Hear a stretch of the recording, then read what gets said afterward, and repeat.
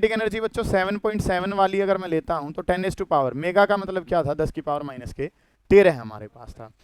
1.6 क्यों लेना है, अच्छा यहाँ पे जो है बच्चों वो हमारे पास क्या है 7.7, और मेगा इलेक्ट्रॉन वोल्ट का मतलब कितना है 1.6 10⁻⁻13 हमारे पास है। मेगा इलेक्ट्रॉन वोल्ट से ये कन्वर्सन कर दिया। ये कैलकुलेशन करके दिखाने की जरूरत नहीं है बच्चों, कि जब सर हम इस कैलकुलेशन को करते हैं तो हमारे पास जो ऑर्डर आता है, हमारे पास जो ऑर्डर आता है, जो वैल्यू आती है उसकी बच्चों अगर हम बात करते हैं तो हमारे पास जो वैल्यूज बनती हैं, जैसे कि यहाँ पे अगर मैं थोड़ा सा सोल्व करके भी आपको बताऊं तो ये 10⁻9 है, ये ऊपर जाएगा तो कितना बन जाएगा बच्चों 10⁻22 बन जाएगा। यहाँ पे कितना है 10⁻⁻19 है, -19 का स्क्वायर करोगे -38, तो 10⁻16 बनेगा। इन वैल्यूज की मल्टीप्लाई करेंगे तो हमारे पास जो डाटा बनता है बच्चों वो क्या बनेगा 2 × 9 इंटू 1.6 का स्क्वायर कर लेते हैं, ये 10 की पावर जो है वो -16 बच जाएगा, जो पावर्स आपको बताइए, क्योंकि 13 + 9 कितना हो गया 22, ये -38 है तो 10⁻16 बन गया। ये कितना हो गया 7.7 इंटू में कितना है 1.6 हमारे पास, एक 1.6 से ये कैंसिल हो जाएगा, यहाँ पे बच्चों अगर मैं बात करता हूँ तो हमारे पास चीज जो है वो क्या बन गई है 18 इंटू 16, इसका नीचे वाले का भी पॉइंट हटाता हूँ तो कितना आ जाएगा 77, और 10⁻⁴ कितना बन गया बच्चों हमारे पास -16 हमारे पास बन रहा है। अब इन वैल्यूज को अगर आप सोल्व करते हैं तो वैल्यूज जो हैं बच्चों वो हमारे पास कुछ कैसे बनेंगे, इनकी मल्टीप्लाई करके अगर आप सोल्व करेंगे तो ये जो डाटा है वो हमारे पास कितना होगा, मल्टीप्लाई करो, इनकी मल्टीप्लाई अगर मैं करता हूं बच्चों तो कैंसिल तो ये हो नहीं रही है, ठीक है। तो जो भी डाटा आएगा बच्चों इनको, इसको अगर मैं ऐसे लिख लूं यहां पे 18 इंटू में 1.6 डिवाइडेड बाई 77 इंटू में कितना हो जाएगा 10⁻⁻15, ये 10⁻⁻15 जो है बच्चों, यही तो बताया था आपको कि ये एक्चुअल न्यूक्लियस का साइज नहीं है, ये न्यूक्लियस का एक्चुअल साइज नहीं है, ये जो है बच्चों ये क्या है 10⁻⁻15, ये जो साइज है बच्चों ये किसका आ रहा है फर्मी लेवल का, ये आपको आइडिया दे रहा है। वही तो बताया था मैंने आपको कि डिस्टेंस ऑफ क्लोजेस्ट अप्रोच क्यों पढ़ रहे हैं, ताकि न्यूक्लियस के साइज का क्या लग सके, एस्टिमेशन लग सके, आइडिया लग सके। दोबारा देख लेंगे क्योंकि मैंने क्या बताया था, अल्फा पार्टिकल जो है वो इसके सरफेस से तक ही पहुंच सकता है, मैक्सिमम जो लिमिट है, उसके बाद तो अल्फा पार्टिकल कहाँ आएगा, वापसी आएगा। तो बेटा ये तो क्या है, रेडियस है किसकी, न्यूक्लियस की। हालांकि न्यूक्लियस के बारे में अलग से चैप्टर पढ़ना है आपने, न्यूक्लियाई, लेकिन ये जो हमारे पास रदरफोर्ड मॉडल था उससे हमें क्या पता चलता है, उसमें एक वर्ड आया distance of closest approach. Alpha particle पे पॉजिटिव, न्यूक्लियस पे भी कैसा पॉजिटिव, पॉजिटिव पॉजिटिव को क्या कर देगा, रिपेल, तो एक पर्टिकुलर डिस्टेंस के बाद अल्फा पार्टिकल वापसी आ जाएगा।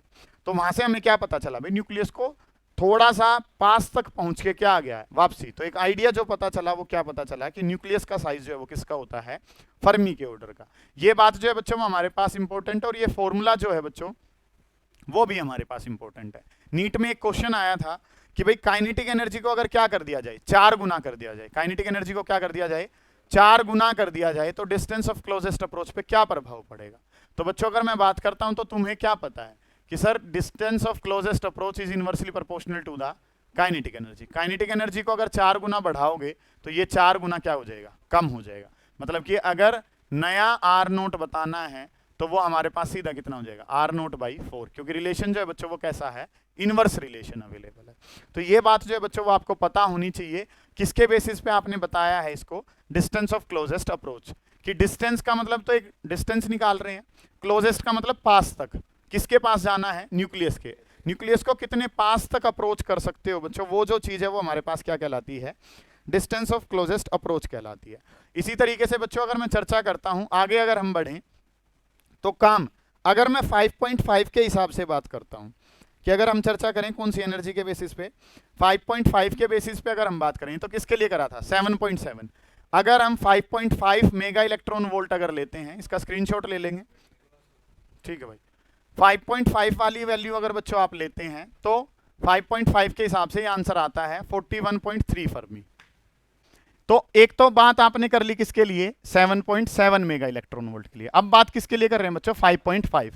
तो जब 5.5 वैल्यू रखी गई तो 5.5 से आंसर जो है वो ज्यादा आना चाहिए, कम आना चाहिए, ये बताएं भाई। हमने जो काम करा बच्चों, R0 जो है वो हमारे पास किसके बराबर था, 2kZe² डिवाइडेड बाई E के। मिनिमम वाले को जब आपने काइनेटिक एनर्जी को बच्चों कितना रखा, 5.5 मेगा इलेक्ट्रॉन वोल्ट जब आपने रख दिया, तो उस समय पर हमारा जो R0 आता है वो आता है 41.3 फर्मी। कितना आता है, 41.3 फर्मी हमारे पास होता है, ये वैल्यू आती है। यहां पे भी फर्मी, फर्मी का मतलब क्या बेटा, वही 10⁻⁻15 मीटर। मतलब कि न्यूक्लियस का जो ऑर्डर है वो लगभग सा कितना है, 10⁻⁻15 का है। अब जो है बच्चों आगे मैं बढ़ता हूं, सारे बच्चे ध्यान से समझेंगे, इस वाले काम को आपने कर लिया, ये डिस्टेंस ऑफ क्लोजेस्ट अप्रोच है। न्यूमेरिकल वाले दिन जो है बच्चों इनसे रिलेटेड हम न्यूमेरिकल लगा रहे होंगे, फॉर्मूला पता होना चाहिए। अगला जो शब्द है बच्चों वो हमारे पास क्या है, इंपैक्ट पैरामीटर है। बड़े काम की चीज है भाई, पेपर में पूछी जाती है बच्चों। तो इंपैक्ट पैरामीटर जो है बच्चों वो क्या होता है, it is denoted by letter B. किससे डिनोट करते हैं इसको हम, लेटर बी से डिनोट करते हैं हम।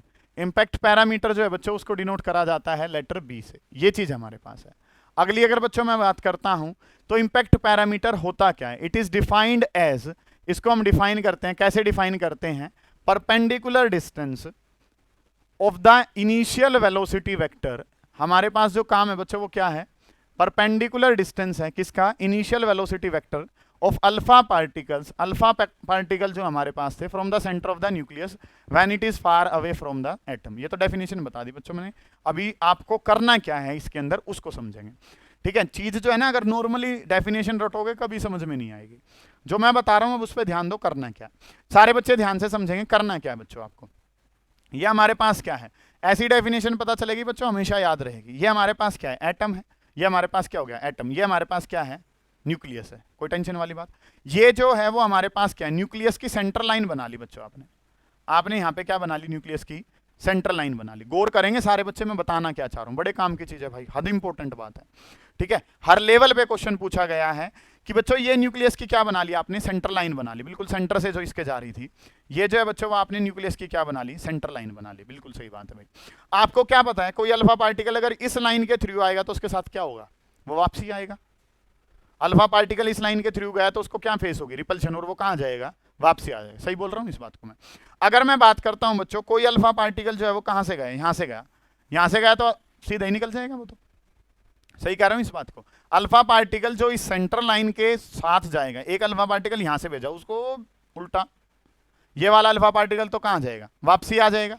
जो अल्फा पार्टिकल इस सेंट्रल लाइन से थोड़ा सा ऊपर से गया है वो कैसा चला जाएगा, सीधा। इंपैक्ट पैरामीटर बाद में बताऊंगा, पहले चीज को समझो। एक अल्फा पार्टिकल जो है बच्चों वो यहां से गया तो वो न्यूक्लियस के यहां से थोड़ा सा रिपल्शन फेस करेगा, कहां चला जाएगा, वो इस तरीके से चला जाएगा। ठीक है, मतलब क्या है, जो इस सेंट्रल लाइन से जितना दूर जा रहा है वो तो कैसा जा रहा है, सीधा। और इसके जितने पास आ रहे हो उतना क्या हो रहा है, डिफ्लेक्शन। जो बिल्कुल दूर से जा रहा था वो कैसा गया, सीधा।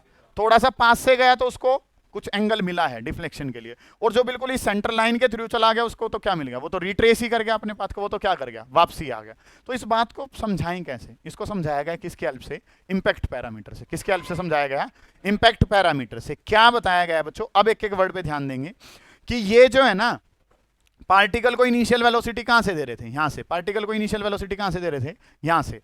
तो इससे जो ये परपेंडिकुलर डिस्टेंस है, ये परपेंडिकुलर जो बना डिस्टेंस, ये वाला डिस्टेंस जो है इनिशियल वेलोसिटी वेक्टर का सेंट्रल लाइन से कैसा है, परपेंडिकुलर डिस्टेंस है। और भाई जितना कम वैल्यू होगी किसकी, बी की वैल्यू जितनी कम होगी उतना ज्यादा क्या होगा, डिफ्लेक्शन होगा। क्योंकि सेंट्रल लाइन, अगर बी की वैल्यू को 0 ही कर दूं, 0 होने का मतलब क्या है कि ये जो है वो सेंट्रल लाइन के थ्रू ही गया। बी अगर सेंट्रल लाइन के थ्रू जाता है तो बी अगर 0 है तो थीटा कितना मिलता है, 180 डिग्री। थीटा कितना मिलता है, 180 डिग्री। मतलब जब बी कम है, बी सबसे कम कितना हो सकता है, 0, उस टाइम पे एंगल सबसे ज्यादा है। और सबसे बड़ा एंगल बच्चों क्या बताया आपको, 180 डिग्री हमारे पास होगा। पार्टिकल गया, वापसी आ गया। थोड़ा सा ऊपर से जाएगा और मतलब कि एंगल जो है वो 150 मान लिया, थोड़ा और ऊपर से जाएगा 90 पे चला गया, और ऊपर से जाएगा तो क्या पता कैसा चला जाए, सीधा ही चला जाएगा भाई। तो ये जो है बच्चों वो हमारे पास क्या है, इंपैक्ट पैरामीटर। अब समझो, it is defined as perpendicular distance. जायज बोल दी सर ये बात तो आपने, परपेंडिकुलर डिस्टेंस था भाई। चलो जी, कहां से, इनिशियल वेलोसिटी वेक्टर का, जहां से इनिशियल वेलोसिटी दे रहे हैं। बिल्कुल सही बात है भाई, यहां से इनिशियल वेलोसिटी वाले पे।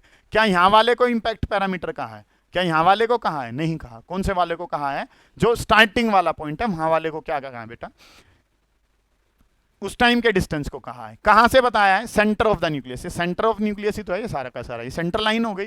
कब, जब पार्टिकल जो एटम से क्या था, बहुत ही ज्यादा दूर। बहुत दूर का मतलब क्या यार, एटॉमिक लेवल पे तो क्या एंगस्ट्रॉम में बात कर रहे हो तो 10 सेंटीमीटर भी किसका काम करेगा, बहुत ज्यादा दूर का ही तो काम कर रहा होगा ना। तो उस समय पे स्टार्टिंग वाले टाइम पे ये वाला जो डिस्टेंस है बेटा वो क्या कहलाता है, बी हमारे पास कहलाता है। ये काम जो है बच्चों वो हमारे पास बन गया। इसके बारे में अगर मैं बात करूं, एक बात जो भूलनी नहीं है, कभी नहीं भूलनी है, वो क्या है बच्चों कि बी जो है वो डायरेक्टली प्रोपोर्शनल होता है कोट थीटा बाई 2 के। इंपैक्ट पैरामीटर जो है बच्चों वो डायरेक्टली किसके प्रोपोर्शनल है, कोट थीटा बाई 2। बी का मतलब क्या है भाई, इंपैक्ट पैरामीटर। ये बात तो बच्चों नीट के में, मेंस के में, हर टाइप के क्वेश्चन में आती है कि बच्चों हमारे पास जो काम है वो हमारे पास क्या बन रहा है भाई, कि बी जो है वो प्रोपोर्शनल है कोट थीटा बाई 2 के। ये तो भूलना ही नहीं है भाई, ठीक है, एंगल का कंपैरिजन। और बी की अगर वैल्यू पूछ ली जाए तो बच्चों वो होती है हमारे पास के Z E square divided by kinetic energy और इनटू में कोट थीटा बाई 2। पूरा फॉर्मूला देखना है तो बच्चों ये बन गया कोट थीटा बाई 2 की टर्म में। और अगर मैं किसकी बात करता हूं, प्रोपोर्शनल में, जिसका सबसे ज्यादा इस्तेमाल होता है, वो फॉर्मूला ये हमारे पास है। बी का मतलब इंपैक्ट पैरामीटर हो गया, थीटा का मतलब क्या है, एंगल ऑफ स्कैटरिंग या स्कैटरिंग एंगल आप कह सकते हैं। उसके बाद बच्चों ये तो पता ही है के जेड ई काइनेटिक एनर्जी, और ये चीजें हमारे पास है। अब अगर मैं बात करता हूं बच्चों एक छोटी सी बात, अगर थीटा का आधा नहीं पता है मान लो 30 डिग्री का एंगल है तो 30/2 15 की वैल्यू नहीं पता होती ना, तो उसके समय के लिए आप क्या कर सकते हैं, K Z E square divided by E K. और यहाँ पे बच्चों मैथ्स का एक फॉर्मूला हमारे पास लग जाता है जो कि क्या है 1 plus cos theta divided by 1 minus के कोस थीटा, क्योंकि 1 प्लस कोस थीटा जो मैथ्स वाले बच्चे हैं उन्हें पता है क्या होता है 2 कोस स्क्वायर थीटा बाई 2, और ये होता है 2 sine square theta by 2। Cut जाते हैं, आंसर क्या बन जाता है कोट थीटा बाई 2। बायो वाले क्या याद रखेंगे, कोट थीटा बाई 2 को हम क्या लिख सकते हैं, ये लिख सकते हैं। ये चीज हमारे पास है।